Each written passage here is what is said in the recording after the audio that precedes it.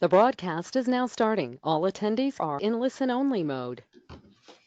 Good afternoon. Thank you so much for joining us again. My name's Tamra Bingham-Noyes. I'm the Director of Business Development here at Center for Change.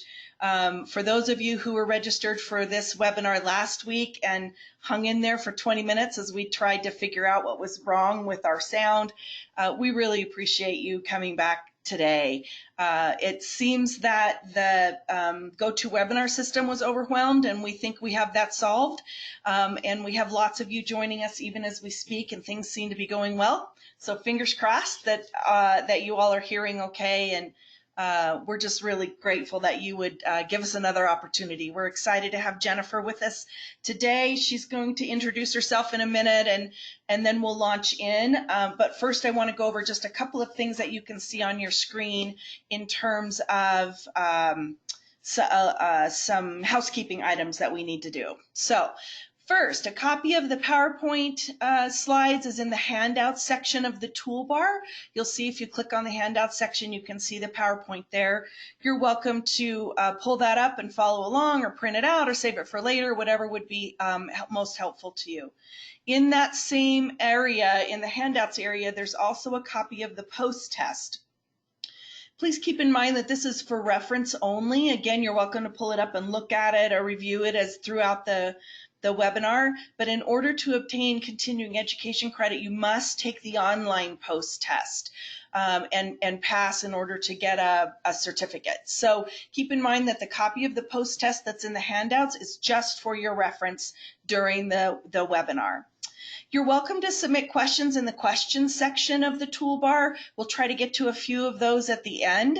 So just type your questions in that section, and we'll keep an eye out throughout the webinar. And then at the end, Jennifer and I will pop back on. You'll see us, and we'll address a couple of questions, or I'll ask Jennifer to address a couple of questions at the end.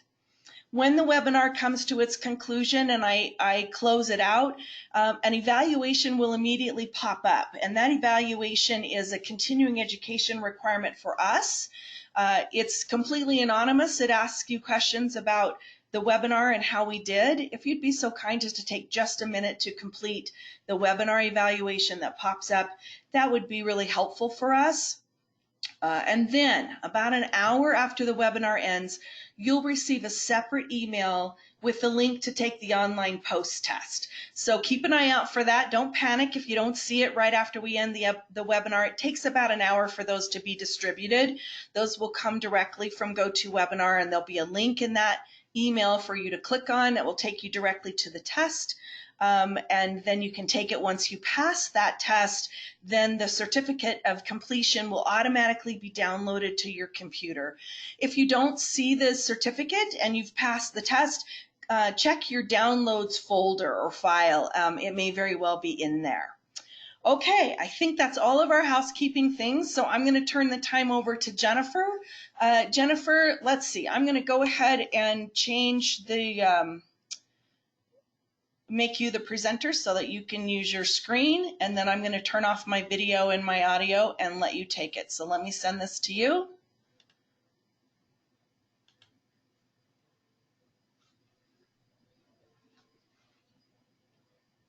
Okay, are you seeing it over on your side? Yes. There we go. Okay, I'm going to sign off, and I'll leave it up to Jennifer, and we'll talk to you at the end. Okay, thanks, Tamra. Thank you, everybody, for joining us today. I'm really excited to present to you.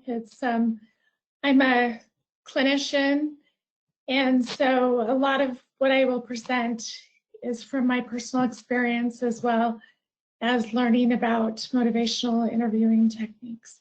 So I'm going to go ahead and shut off my camera.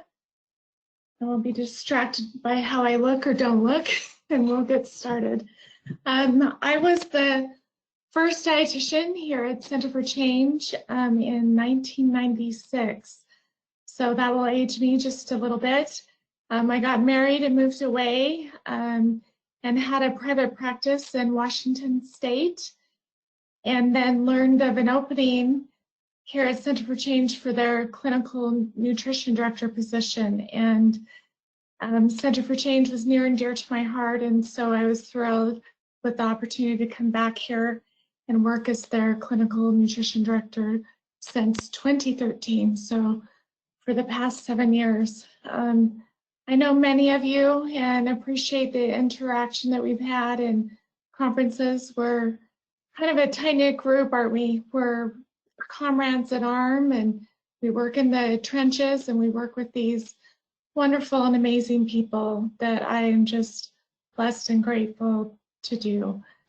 So let's go ahead and get started. Oh, I accidentally clicked my camera back on. Okay, here we go.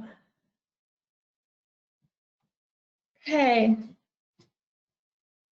So I want you to take a minute and write down a situation or client that has been difficult for you.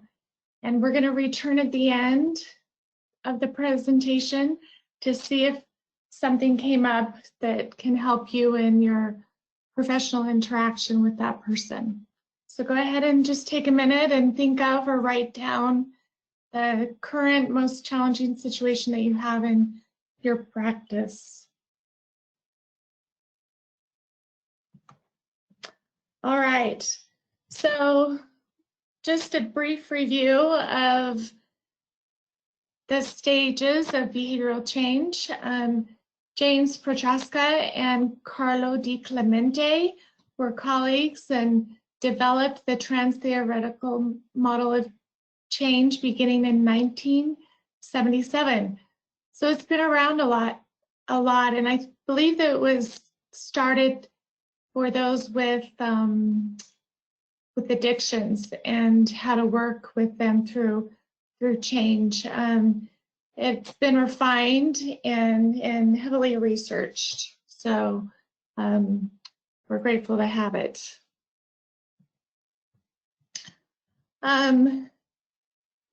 As providers, we helped create awareness and help the patients identify their values and help shine a light on their beliefs about food and their bodies and correct myths about nutrition. We work to help the patients find their motivation for change and prepare them for common challenges associated with making changes. Early in my career, I did an assessment for an outpatient. We reviewed her eating disorder behaviors, which included overuse of laxatives.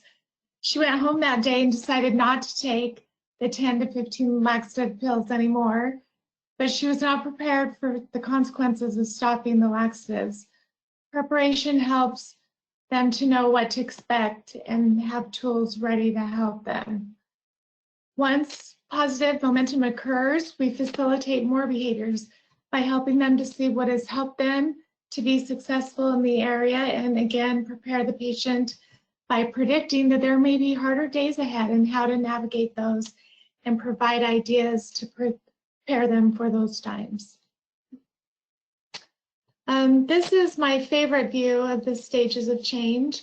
Think of it in a 3D model, a spring that winds up or down. It helps patients to see that, like the stages of grief, the process is actually not linear. So they move through the stages of change, but without starting from scratch.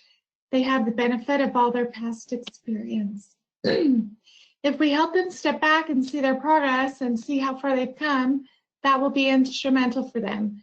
My favorite part of this whole diagram is the center, learning from each relapse. One of the most profound pieces of wisdom I learned from my mentor and supervisor earlier in my career was to meet people where they are. I have found frustration with both myself and the client if I disapprove of where they are, or as we say in the business, I want it more than they do. I often find myself setting down my clipboard just to be present with the client and give them my full attention and truly focus on understanding where they're coming from. Many times they are looking to be seen and heard more than anything else. In discussing change with patients, I often hear, I can't change, I like my eating disorder, I don't want to change. Things usually go better when I respond, okay, so there are benefits from having your eating disorder. Tell me more about those. Can we make a list of pros and cons of staying in your eating disorder? Then what about the costs? let's take a look at the benefits and what are the cons to recovery. Along with specific tools and questions that go with each stage of change, we will look at a governing or core principle to use throughout the process of change. Listening seems simple. It actually isn't. Look at this list. We are all guilty of stifling client disclosure with some of these types of responses. Agreeing or disagreeing, instructing or questioning, warning or reasoning, sympathizing or shaming, arguing or analyzing, suggesting or persuading, reassuring or interpreting. Now, of course, there are times when we want to do this, but initially, being the best listener we can will suit them and serve us well. Some of the pitfalls that happen at this stage, if the patients feel our judgment or that we are giving them the same answer we give other people that we work with. Of note, I just want to say I'm a true believer in change, and change even after years of treatment. It does not serve our patients or even us when we label them as treatment resistant or non-compliant. There are a few ways to look at values. First is they relate to health and well-being and nutrition. Of course, it is different for every person. Eating is highly personal, and it helps both the provider and the patient to understand the varying factors in their eating decisions. We must find out from them what their priorities and what recovery looks like to them. We cannot dictate. I do ask them permission to give suggestions or ideas, but I really do want that to come from the patient specifically. We can help our clients access and identify their core values and use those as strengths in tackling eating disorder behaviors. This sheet comes from the Life Balance Institute. They suggest asking the patient to mark each value as not important or extremely important to them. Then find up to 5 values that are their core values, the ones that are most important to them. Then we have them identify how to create intentions, commitments, or goals for recovery using those core strength values. The website is noted on the slide. It's lifebalanceinstitute.com and core values. One area, let's talk about empathy. I think I skipped. Okay. So probably the number one skill we can offer our clients is empathy. We think of it as in terms of things we can relate to when the patient is being reasonable and understandable. And our personal and family challenge lends it beautifully to that. But if we believe they're being unreasonable, then that blocks empathy. So if we can find empathy in every situation, that will serve them beautifully in their recovery. One area that I did not realize that I could utilize empathy in was body image struggles, including body dysmorphia. When patients would tell me that they have gained 20 pounds, when in actuality they lost, maintained, or only gained a small amount, I used to say to them, see how your eating disorder lies to you? But at a past AED conference, it was probably about 4 years ago, a veteran dietitian taught about DBT skills and dietary counseling. And she mentioned empathy. I thought, oh, I've got this one. But then she mentioned it as it related to body dysmorphia. So I came home and told one of my patients that I'd worked with for years that I would be changing how I respond to her. And when she complained about her weight and weight restoration in her body. The next time she mentioned or complained about her body and weight restoration, I said, wow, that must be difficult to see your body that way.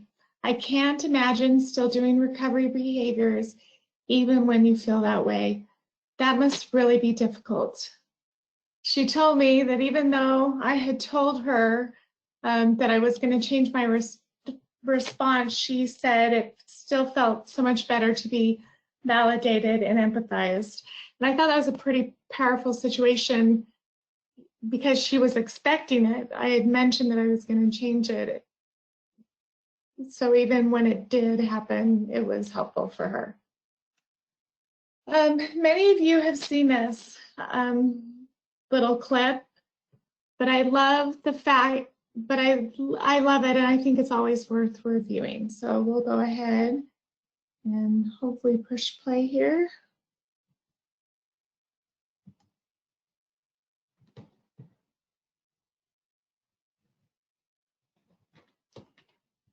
Does everybody have volume?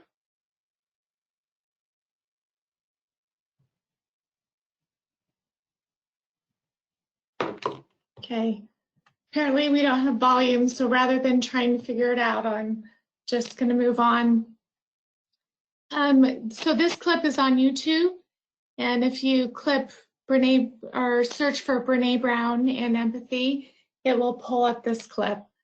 And essentially, it's teaching that really we cannot say something that makes a difference, but what we can do is be with them in that space. The end sentence that she says is, you know, I'm not sure what to say right now, but I'm really glad you told me. And that has been a helpful response with my patients.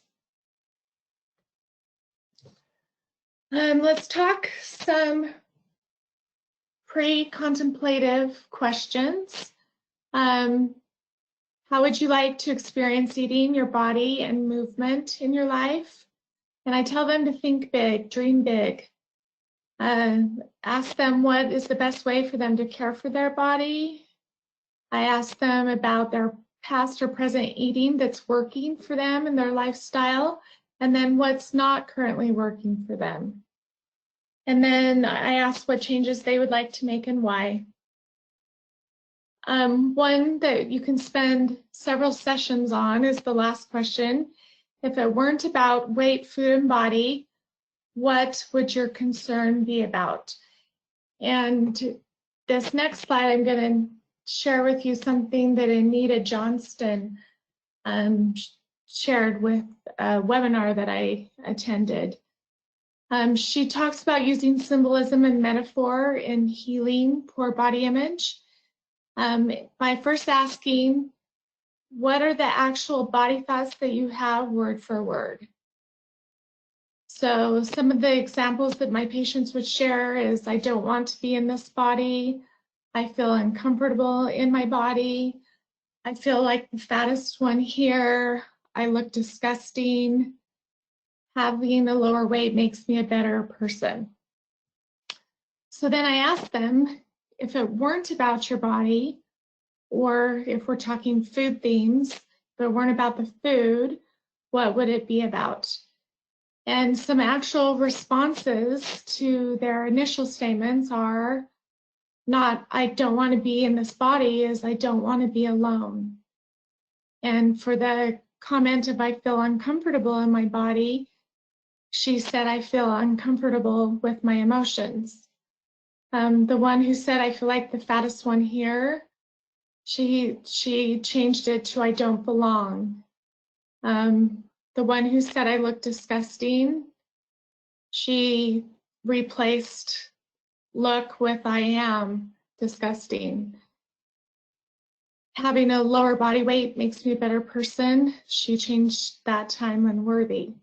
So as you can see, this very quickly enters the therapeutic lane, which is definitely not my lane. So I have a conversation with the therapist about what came up for them. I do ask the patients, is it more painful to feel the underlying issue or the issue about their body? And almost always they say feeling the actual underlying issue is more painful. Then I ask them, you know, what the response is if they keep it about their body. And the response is usually some behavior or sitting in a lot of urges for engaging in behaviors. And I ask them if that leads them to a resolution of their underlying statement or belief. I refer them, they always say, it's easier to feel about this way about my body rather than focus on that belief. And they always can acknowledge that focusing on their body does not change the underlying issue and is usually counterproductive to the underlying issue. And then I have them practice a response to this when they're not in session with me. So what I teach is that we want to create a gap between the thought and the behavior. And so in this case, the gap is, okay, if it's not about my body, then what would it be about? And then I ask them to write a recovery response to the body statement.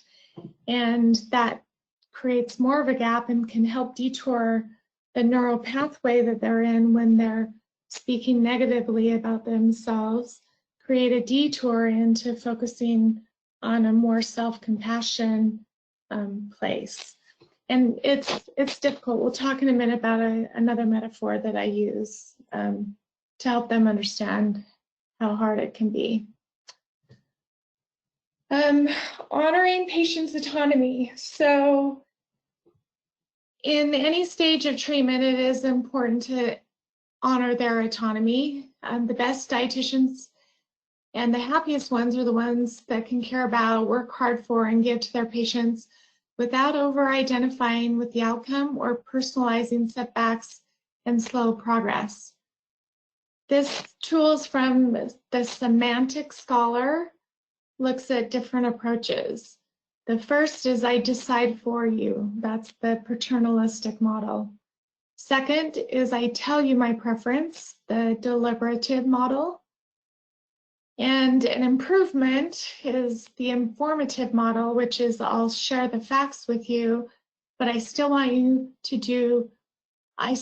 decide what you do with that information. And then finally, the ideal approach of educating and sharing information, but then guiding the patient to decide what they want to do with that information. The dietitians in our area of treatment or arena that I see who struggle the most say things like, she did not follow my guidelines. I don't know what to do with him. He's not changing anything. When the guidelines are the patient's guidelines and not the dietitian's guidelines, then they are in charge and they are much more invested in following them. Is it okay for patients to be motivated by wanting to please the dietitian? Question for you. I believe it's absolutely okay. It's not the final destination, but it's a start. Sometimes patients are externally motivated while they create their internal motivation. We have a pretty structured program here at Center for Change. We do everything we can to disengage the patient from their eating disorder behavior. I'll ask them, how many eating disorder behaviors can you keep and still recover? They almost always answer none. It is essential to disengage them from their behaviors as we wrestle their brains back from the hijacking that often happens in their eating disorder. I find that as patients are renourished, they experience more internal motivators. So once the brain starts functioning better, they're able to access more internally. And then obviously with therapeutic support as well. In setting long-term goals with the patients, I ask them what is the best they can possibly imagine in how they experience food, their body, and exercise and recovery. I'll say, wouldn't it be awesome if this is how you experience eating in your body and exercise and recovery or movement? That starts the course destination. then short-term goals and commitments can be used to steer them that direction. So one of the tools I use with clients are vision boards. They can help our clients define what recovery looks like for them. So this is an actual vision board from one of my clients, and on the left you can see movement. So, well, actually, sorry, I'm looking at the wrong screen. This is the page that she created for food and eating, and she actually has had the issues with water and staying hydrated. So you can see that she added that along with on the bottom left hydration sensation. So I love the pictures and the statements that she put on her vision board for how she wanted to experience food and eating. This next slide shows how she wanted to experience movement.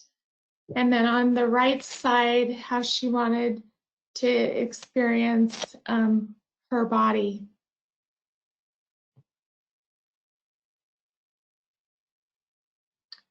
I also help them to discover or create their own recovery mantra. Some of the mantras that they've come up with are, give my body grace. This is my body at its strongest. Be all in. And you might have heard the term, love your tree. If they can't think of one right away, I'll ask them if they want to borrow one, and I'll share some of these with them. I find that they, either research it and find something that clicks, or somehow create it. And sometimes it doesn't take that long, and sometimes they're not in the state of mind during that session to come up with it. But I actually had a patient that I asked her about doing this, and she said, stupidest idea I've ever heard. And I'm like, okay, sounds good. So a few days later, I walked onto the unit where they write their goals down for the day. And hers wasn't a goal, it was a statement. And hers was, this is my body at its strongest. And so when I met with her again, I asked her, tell me about the statement next to your name. And she rolled her eyes and she said, I know, it just came to me. And when she emailed me after she discharged, she would always add, this is my body at its strongest. And just something else of note, she would say that poor body image, she started to see like the tide, that it comes in, but it also goes out. And the trick was not to act on it while the tide was in. And I thought that was a beautiful metaphor. Okay, so virtual sessions have suddenly become the standard for outpatient IOP and some PHP programs. I surveyed my fellow dietitians to garner some of their insight.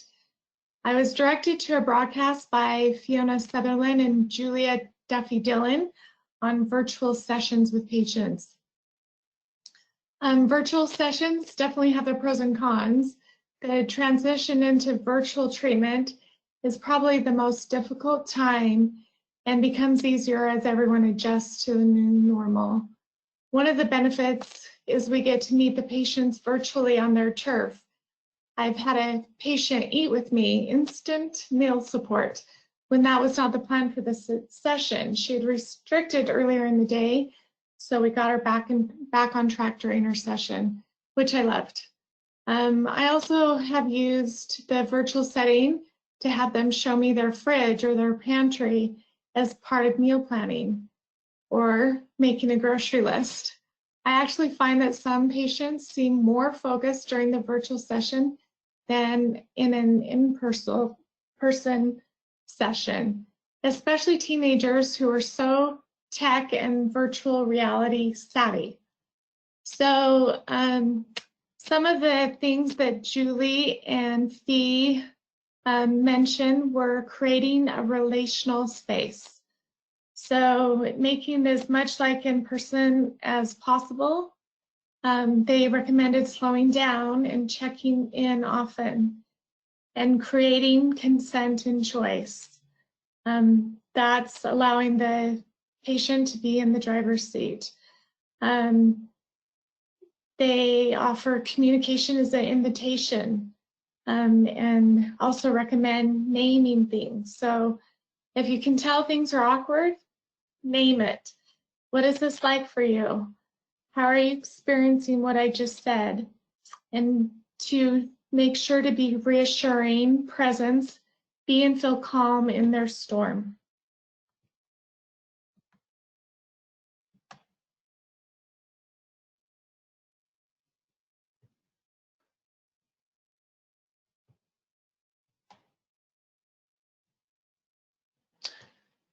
Some collaborating questions. Where would you like to start today? What do you need most from me today? And what do you think is the most important area of focus right now? Also, what do you think it will take to achieve that goal? And how can I support you in achieving that commitment?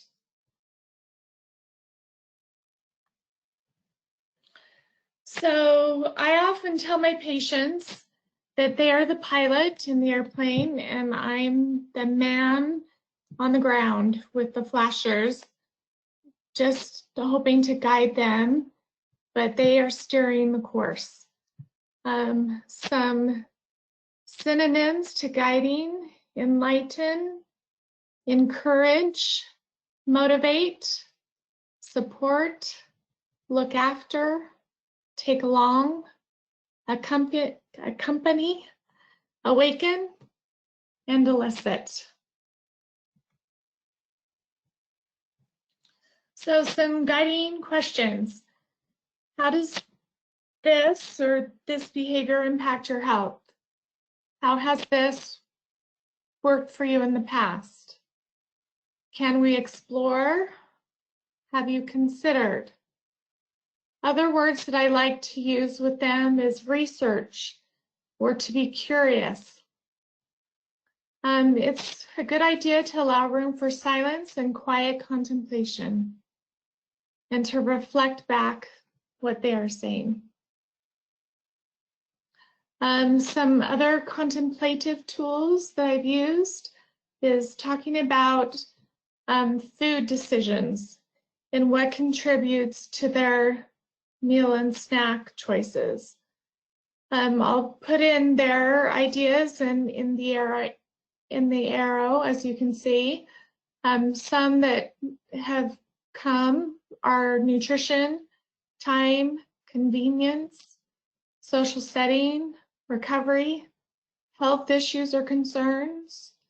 Others, finances, table trauma, and obviously their eating disorder fits in there as well.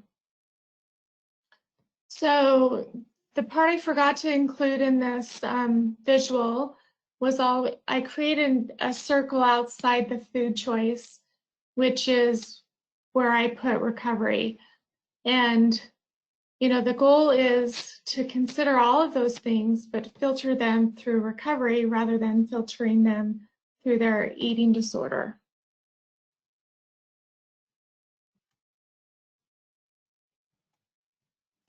Another tool I use is, I couldn't fit it on all one slide, but it's Jessica Setnick's Positive versus Pathological Nutrition. So I ask them questions on, you know, these beliefs, if they fulfill the positive nutrition category or if they fulfill the pathological. So positive nutrition promotes health and successful physical functioning. It's health seeking through including nutritious foods. It's motivated by desire to live a healthy life. It promotes a feeling of accomplishment, but yet allows for flexibility. It allows for enjoyment of food as one of many aspects of a balanced life, and promotes social interaction and relationships. So the pathological side If it seeks health but deteriorates it and impairs functioning, which is probably the flagship for eating disorders. You can see it especially on our inpatient unit. Those are our most medically compromised patients who are wasting away, who have heart issues, who are on wheelchairs. In the name of health, they use that as a reason for why they control and limit their food and eating, while it does the opposite. And we do talk about the irony of that. Other pathological nutrition filters health seeking through excluding unacceptable foods.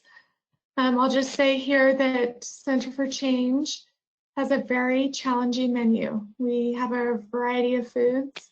We use pizza and hamburgers and desserts, and our goal is to expand the foods that the patient eats. It's also to dispel the myths of what might happen if they eat those foods.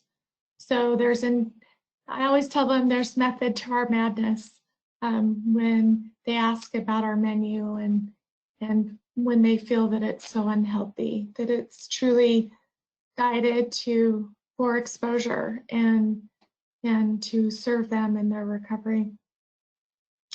Pathological nutrition is motivated by a need to manage anxiety. And I point that out, what would happen if you did eat this fear food or challenge food? And they talk about the fact that their anxiety goes up. And if they don't talk about it, then I suggest that it might. And then we talk about other ways that they can manage that anxiety, other more skillful ways to manage that anxiety. Success depends on adherence to the food rules. Mistakes are unacceptable, so it's very rigid. It views food as a source of fear and danger that must be controlled, and it causes isolation and interferes with relationships. Way to go, Jessica, huh? Great list. Contemplation questions. What obstacles do you have or do you anticipate to make the changes you like? Which eating behaviors interferes most with self-care? What small changes would be the most impactful, give you the most bang for your buck? Preparation question. What are the 3 things that you need to be successful? So I put my favorite 3 here, but I do truly want their top 3 things. It's much more effective when they're coming up with it, what they need personally to be successful. Some preparation tools, experiential activities. We mentioned the virtual visits and then how we virtually can do. Normally, when pre-COVID, we were doing grocery store passes, food passes at restaurants. We did not include home visits, but they can be included virtually pretty easily. Also shoring up support, so group setting interventions, virtual setting interventions, and one of those is COVID-19 eating support on Instagram. So they're set up to pretty much eat with patients and our clients. Notice I use both. We call them patients in our 24-hour care, but I also call them clients from my years in private practice. So anyway, I use both of those terms. So at COVID-19 eating support is where they can find some virtual support. And I don't have firsthand information, but secondhand information. One of my colleagues has a client that has really liked, excuse me, has really liked the support in that setting. Okay, some action tools. When you feel resistance, talk about it. I always say, let's talk about the elephants as they enter the room. Point out where you sense anger, frustration. by asking, tell me about what you're feeling right now. Point out when you see avoiding. So it's funny, most of this presentation has been focused on getting them to talk and disclose, but I'm sure you and I both know the patients that just talk and talk and talk and talk and barely take a breath. And I had a patient like this, and I would point out to her, have you noticed that you seem to get off on a lot of tangents? What do you think that that's about? And if she doesn't come up with it, I'll ask her, do you think it might be a way that you avoid talking about the hard things? And she actually did admit that it is an avoidance mechanism for her. And so when it would happen during our sessions, I would ask her if I could pause for a minute, and then I was noticing that she was using her avoidance technique. And so by being brave enough to talk to her about this, it gave me an opportunity and gave her an opportunity to see what that was about, and then talk about it and move on, so get back on track. We can also help them identify their underlying obstacles for success, and then teach them problem-solving skills. So one of these, the underlying issues, can be identified from early table trauma. So some of the questions that we ask them are, what were meals like in your home growing up? What did you observe in how your parents experienced food, eating, and exercise? What options did you have for selecting your foods and the amounts you ate? Was food ever used as a reward or punishment? Was food ever used to comfort you when you were sad? So I asked one of my patients who had binge eating disorder about this, and because she was talking about how she would always leave group and go to a local market or gas station and buy donuts and chocolate milk. And she realized that when she was sad, when she was younger, her mom would, rather than talking to her about why she was sad, she'd say, let's go make some cookies. And so she started to view food, and specifically sweets, as comfort. Another tool that I use with healing table trauma is this. We start in the middle of the table, and the question is, what event happened that influenced how you experience food or eating and your body? And then moving to the right, so what was the story you told yourself about this event? So an example might be a patient, her mom would stab her with a fork at the dinner table. And the belief was that she was bad and deserved punishment. And the result was that she didn't want to eat and didn't want to eat with her family. When we talked about this, I asked her more about this situation. So tell me more about that and what was going on. And she said her father was an alcoholic, and that mom was really uptight at meals, fearing dad's anger. So she could see that that situation actually had nothing to do with her, and that was about mom and her state of mind and situation. And then I asked her, then what would be the result of you holding that belief, that it wasn't about you, it was about the situation your mom was in? And she said, you know, that didn't have to impact how she experienced food and eating. I think I have another example on this next slide. So I would call the first situation big T trauma. And then this one, and maybe I don't say big or little to the patient, but just in my mind. So the next situation is mom only gave her permission to eat fruit, or fruit was the only snack left out in the open. The other snacks were locked away. And her interpretation of the event is that sugary foods are bad and she cannot be trusted around them. And the result was her eating disorder. She would hoard or hide foods and snacks and binge on them. I do ask them, can we change the event? And the answer is no, we can't go back and change that. But can we change the interpretation of the event? And the answer is yes. So the reinterpretation for her, I asked what was going on for mom at that time. And she said that mom had a lot of foster kids. And I asked, did any of them come from a food deprivation background? And she admitted that, yeah, probably most of them, if not a lot of them. And so mom was trying to spread out snacks for all the kids by locking them up and divvying them out.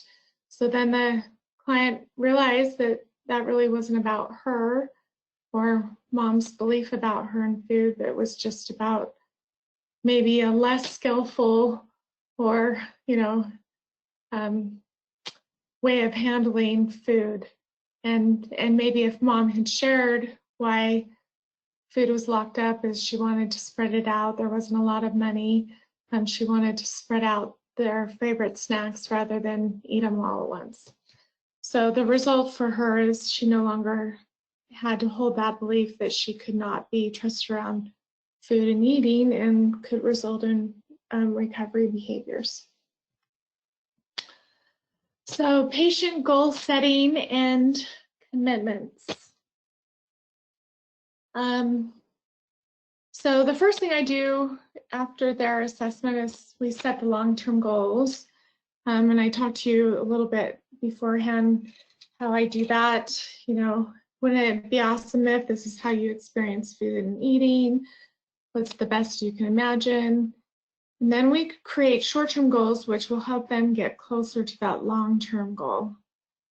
I do have the patients create and write down their own goals. There's something about it being in their own handwriting and the act of writing it down that is helpful. We will set 1 to 2 goals each week. I ask them, what would you like to focus on? What would help you get closer to your long-term goal this week? What would be a stretch for you? Sometimes our inpatients, I kind of laugh, at the end of class, I'll ask them to set a goal based on what we've talked about, and they'll say drink water. And I try to get them to stretch a little bit more than just drink water and to eating food or drinking their Boost. I have them weed out. I have them use the term I commit to, because isn't that stronger than just a goal? A commitment carries, I think, more weight. I have them weed out words like try or not or don't or stop, because the no or don't or stop actually draws attention to that. So I won't purge anymore. And the example I give patients is don't look at the clock. And what do we want to do? We want to look at the clock.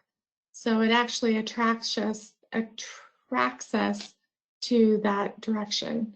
So I have them turn it to positive things that they do than things that they don't do or that they stop doing. If we can't think of a stop, if we can't think of a substitute for stop, then we use the term let go of. And who did I learn this one from? Again, one of you, this one was an in-person presentation. She has the patient put whatever they want to let go of in the palm of their hands and use both palms to put it in, and then close the hand in on the palm in a fist, and then actually think and breathe, letting go of whatever is in their palm and fist. And I asked them, before I asked them to let it go, what does it feel like when they hold on tight to that specific thing? And I asked them if their hands feel lighter or heavier. And they almost always will say, my hand feels heavier, especially if you hold it out. But if I have them turn it over, their hand over, and release that grip, then I ask if their hands feel heavier or lighter. And inevitably, it feels lighter as they open up and they release and let that go. And I do think that that's metaphoric and symbolic of how heavy the eating disorder is. And when they're wanting to shed weight, it's not physical weight, it's emotional weight and psychological weight. And they are usually really responsive to that analogy. And then if we can quantify the goal, that is helpful as well.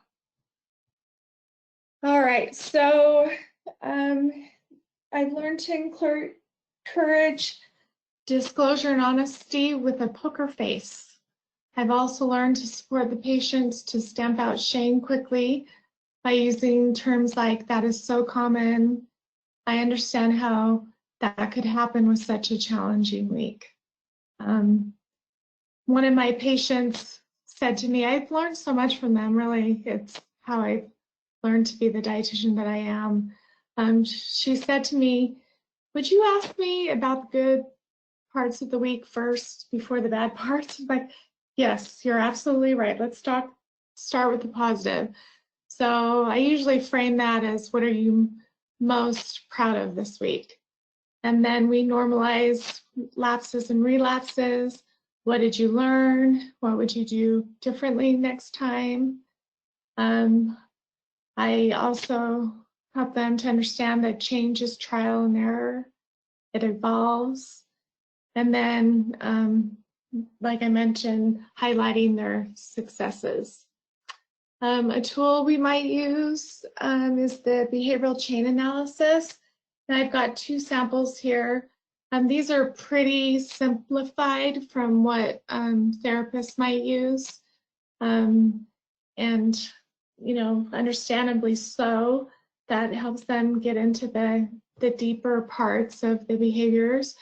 But I do like, as a practice and maybe a self-correction, for the patient to review what events precipitated the behavior, what beliefs were there, and then what interventions that they used or that they could use in the future. So this one is a little more detailed. What I like about it is it discusses the consequences of the behaviors, and you, again, turning that around to, did that solve, you know, the precipitating event, your feelings of loneliness, your feelings of anger or frustration? Did the behaviors then lead to a resolution of those? So my metaphor for change is, I ask them what creating a new behavior or skill is like. So talk to them about any music, art, or sports skill that they have, and usually they have one of the three.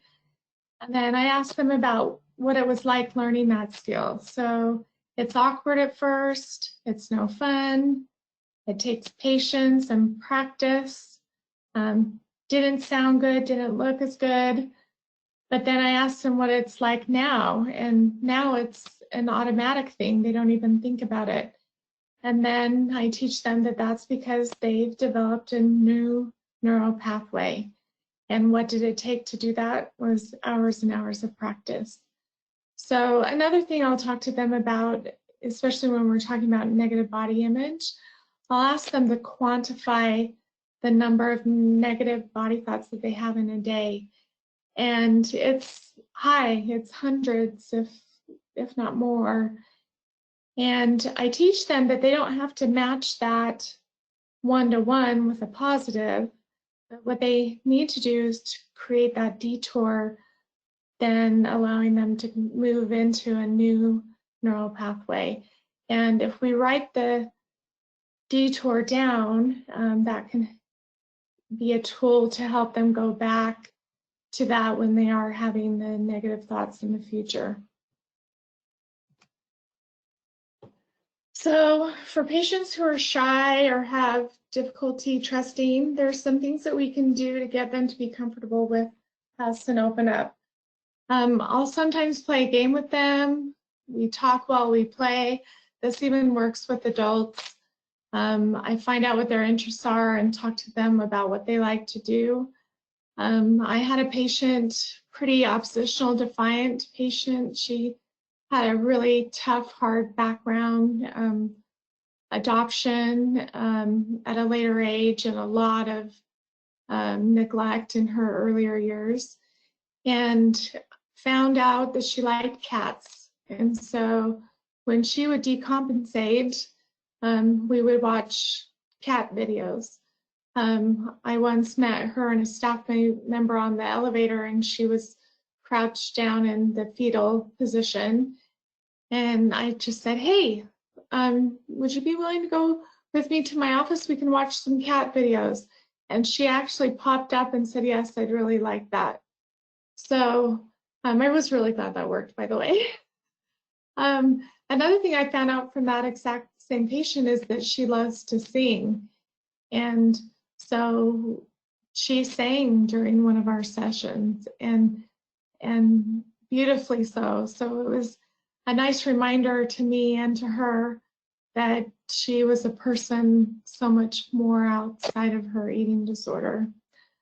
They will be more likely to listen to what we have to say if they know that we have their best interests in mind and that we truly care about them. I've had them use art, for example. We'll go to the art room and paint what they're experiencing or draw out what they're experiencing. I had a patient on the spectrum recently who loved to write and also had a hard time speaking her thoughts and feelings, and she liked to do art to show how she was feeling. And so in having her do artwork, she would then, I would then have her describe how she was feeling. Oh my gosh, I just realized how close we are to finishing. So we want to use hope. It's a core principle, and if they don't have it, we can hold it for them until they can see it and access it. I encourage, keep at it. You've got this. Keep up the good work. So happy for you. So let's go back to the very beginning about the current situation that's challenging to you. What are some thoughts that came to mind that can help you in working with that specific person? And some final thoughts. Remember boundaries, taking lots of breaks.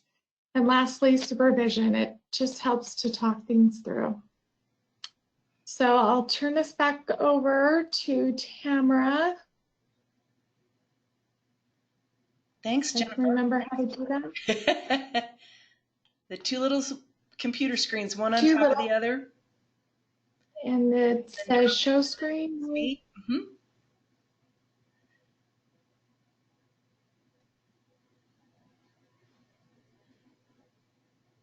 They don't have it yet, it looks like. So what do I push on? I'm sorry. That's all right. Hang on, let me get out of my stuff. Hang on, everybody. We'll be right with you.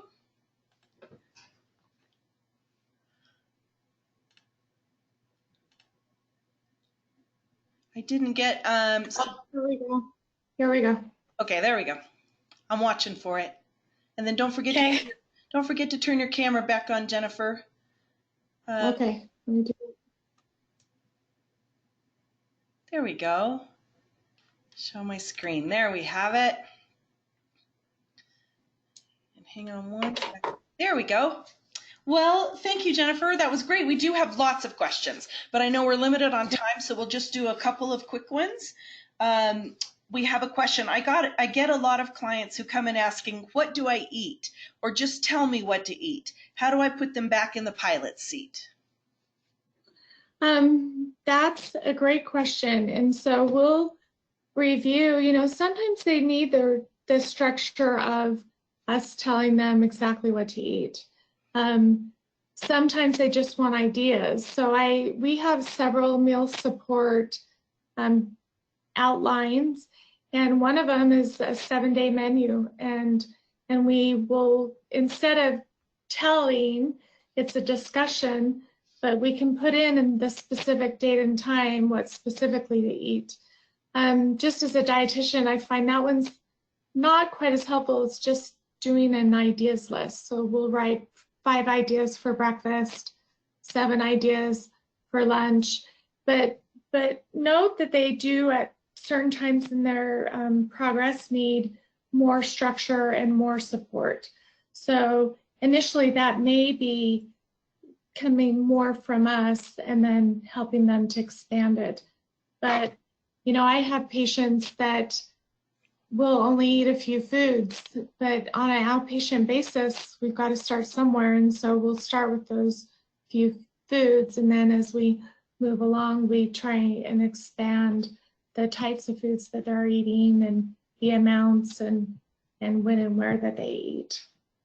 Thanks, Jennifer. We'll do one more. I know it's the top of the hour and folks might have sessions they need to get to. So we'll do one more question. Tips for working with a client who refuses to document food intake.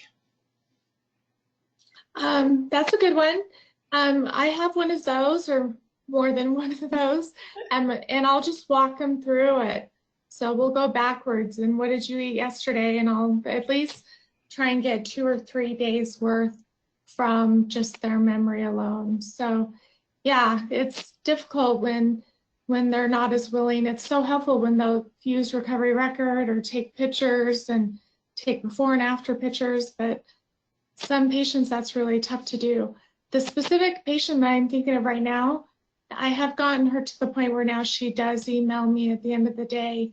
And it's good to ask them what the blocks are for them to do that. And one of them said, I don't want to bother you. And I really believe that was why she didn't do it. She has got some core beliefs about herself of being unworthy and unlovable.